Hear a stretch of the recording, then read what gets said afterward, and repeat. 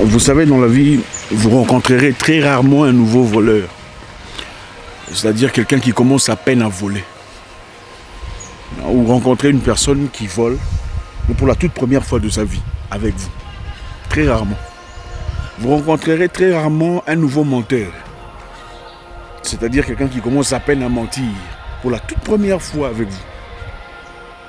Vous rencontrerez très rarement un nouveau manipulateur.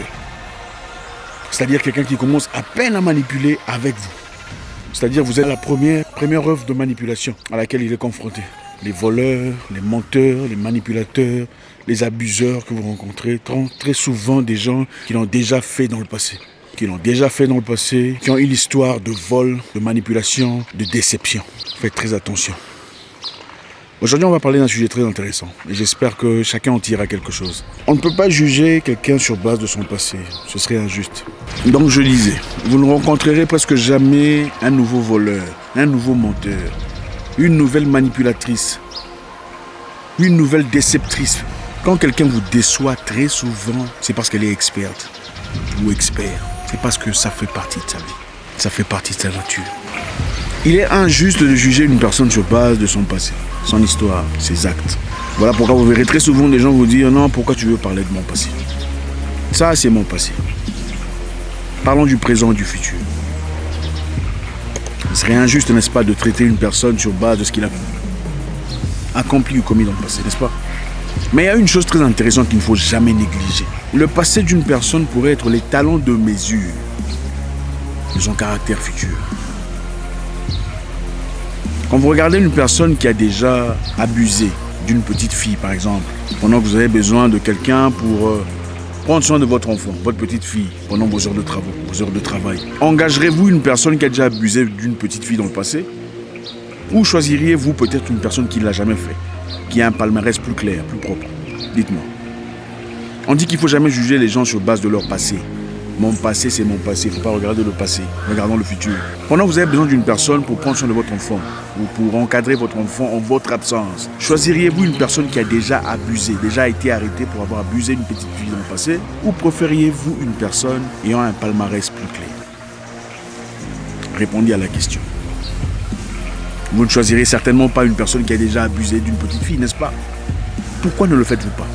Parce que consciemment, vous savez que le passé d'une personne définit ce qu'il est. Même si cette personne a changé de dénomination, même s'il est devenu pasteur, même s'il est devenu prêtre, imam ou peu importe, s'il a un palmarès d'abus, de mensonges, de vol, de déception à l'égard d'une petite fille dans le passé, vous serez certainement sur vos gardes.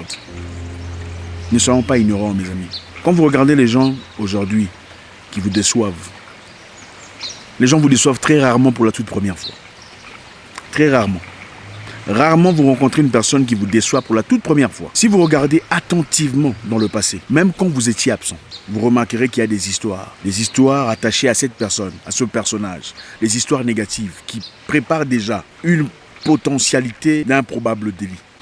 Écoutez, vous avez un invité chez vous à la maison qui emmène avec lui quelqu'un qui a déjà cambriolé la maison de quelqu'un dans le passé. Votre invité dit « Bon, j'arrive tout de suite, il y a madame qui est malade, je reviens dans un moment. Tu peux rester avec ce monsieur, je serai là dans un petit moment, on va négocier, on va finir notre discussion. » Quand vous avez besoin d'aller dans le petit coin, vous faites quoi? Vous partez, vous laissez le monsieur dans le salon tout seul, sachant qu'il a une histoire de cambriolage, il a cassé la maison de quelqu'un, il a déjà été arrêté pour ça. Vous le laissez avec votre enfant ou peu importe, tout seul, ou votre chien? Absolument pas, vous ne le faites pas. Vous ne le faites pas. Parce que le monsieur a une histoire de négativité, une histoire de vol, une histoire d'abus.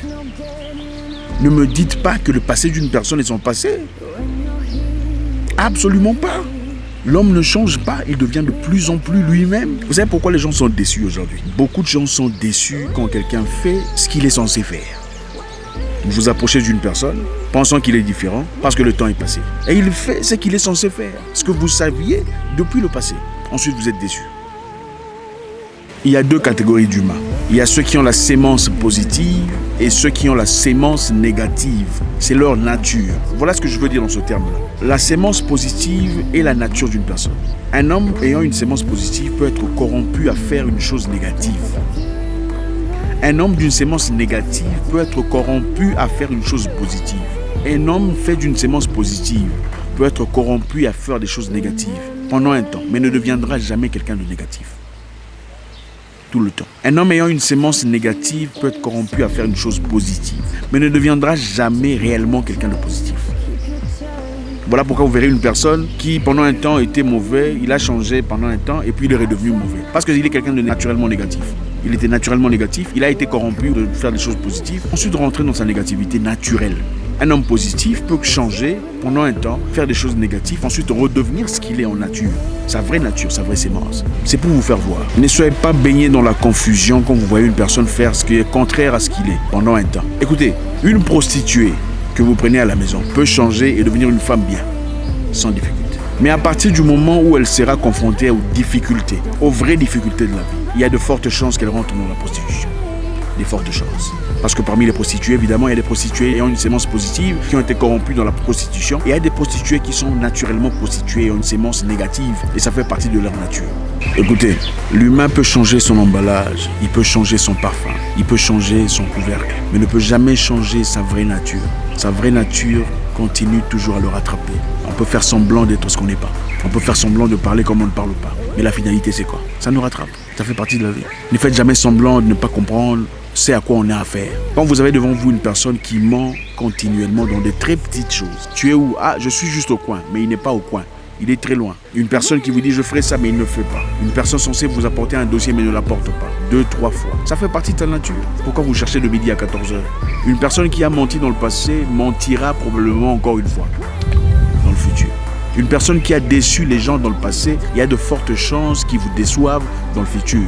Ça fait partie de sa nature. Ne soyons pas ignorants. Une personne qui a tué dans des conditions compliquées, il y a de fortes chances qu'il tue encore si vous le placez encore une fois dans des conditions très compliquées.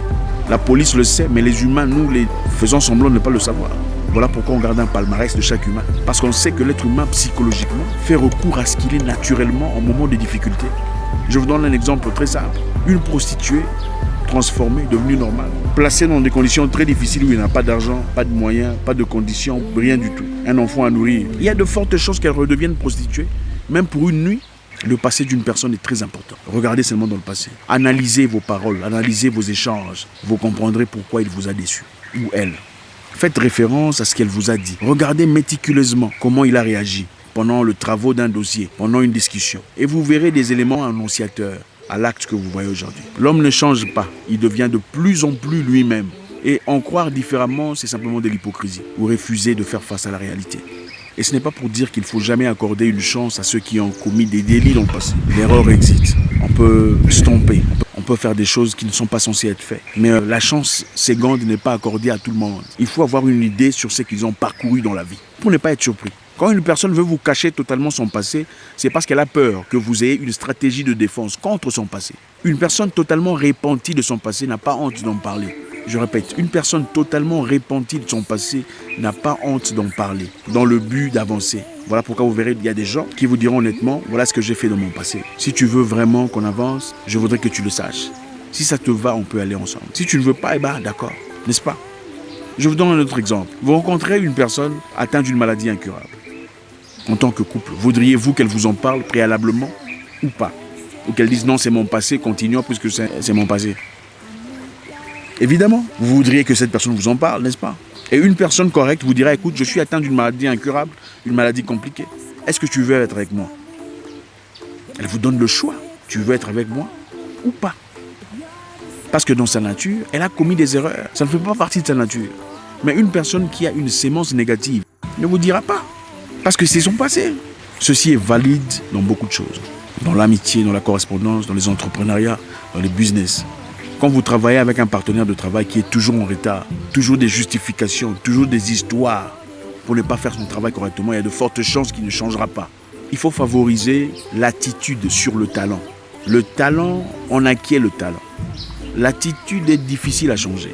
Choisissez l'attitude, la bonne attitude. Vaut mieux avoir une personne peu talentueuse, mais ayant une bonne attitude, des bonnes valeurs, que d'avoir une personne ayant un talent extraordinaire, avec des valeurs complètement pourries. Regardez dans le passé, examinez le passé.